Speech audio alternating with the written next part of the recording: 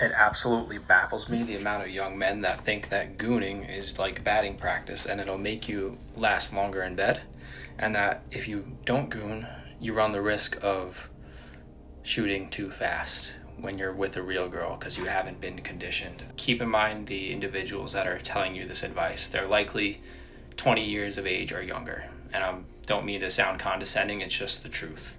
When you get older, you start to realize that it's not all sensitivity, it's more circulation.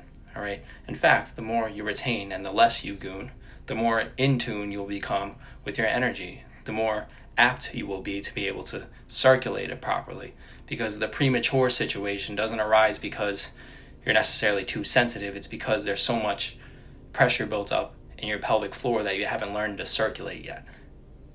Versus when you get your batting practice in on the hub, what actually is going to happen is this.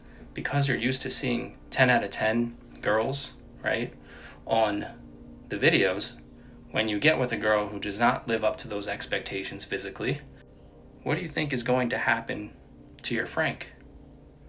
Well, in the anecdotes of the many unfortunate men who've lived through this situation, they'll tell you that their Frank freezes.